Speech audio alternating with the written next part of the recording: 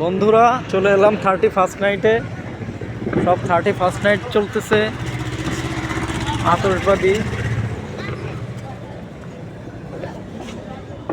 আগেই চলে আসলাম বাসার দিকে। বাসার গেটে অনেক মানুষ, সবাই বাজি ফুটতেছে, আকাশের দিকে তাকিয়ে আছে এবং 31st উপভোগ করতেছে।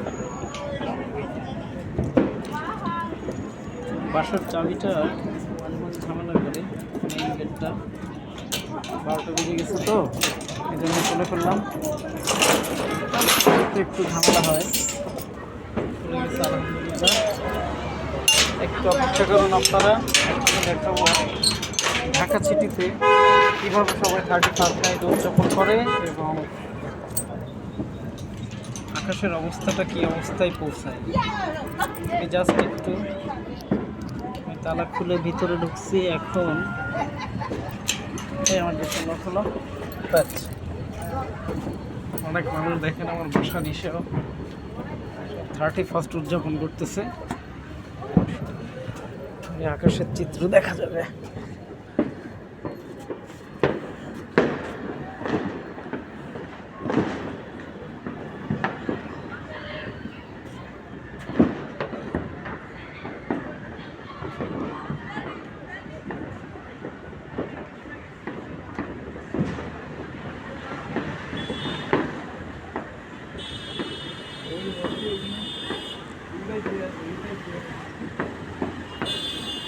এটা হাতির ঝিলের পড়ে তো বিকালে ফুটতে গেছে।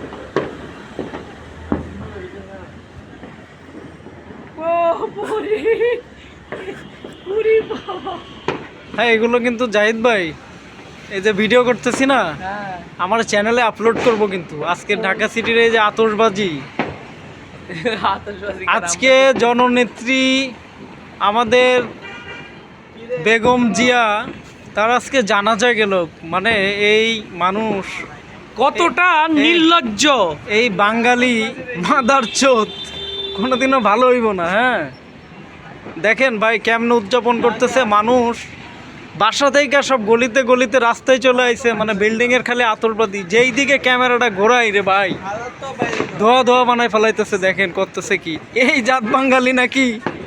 মানে এত মানুষ জানাজায় গেছে, বাসায় বাজি ফুটানো শুরু করছে পোলাপান লয়া। কন কি কমু, এদের কি একটু বিন্দু মাত্র কোনো কিছু বুঝে যে কতটা নির্লজ্জ মানুষ, কতটা অমানবিক, কতটা অসহনশীল, কতটা একজন দেশপ্রেমিক মানুষের অন্তিম সংস্কারে এসে এইসব আতশবাজি, বোমা বিস্ফোরণ, এরা হচ্ছে 71-এর শত্রু, দেশের শত্রু, জাতির শত্রু।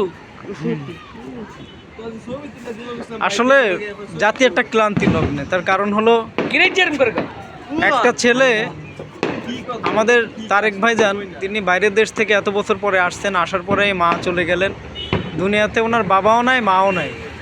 জিয়া তো আগেই গেছে, তারপর ছিল তার আম্মাজান দেশনেত্রী। কখনো কোনো বিষয়ে আপোষ করে নাই, ভারতের দালালি করে নাই, একমাত্র নিষ্ঠাবান প্রধানমন্ত্রী, এবং পুরো ওয়ার্ল্ডের ভিতরে তিনিই একমাত্র মহিলা প্রধানমন্ত্রী, যা আর কোনো বিশ্বে ছিল না। দ্বিতীয় যাই হোক, দ্বিতীয়। বাংলাদেশের আজকে তাকে বিশ্বের মধ্যে দ্বিতীয় আজকে তাকে জিয়াউর রহমানের পাশে রাখা হয়েছে। অথচ এই জাতি, এত মানুষ সবাই গেল, যাওয়ার পরে তারা রেখে আসলো, অথচ বাসায় এসে দেখেন ছেলে মেয়ে কি করতেছে। এটাই বাংলাদেশ, এটাই বাংলাদেশ। হ্যাঁ, আর আমরা বাংলাদেশের বোকাচোদার জাতি। আল্লাহ হাফেজ।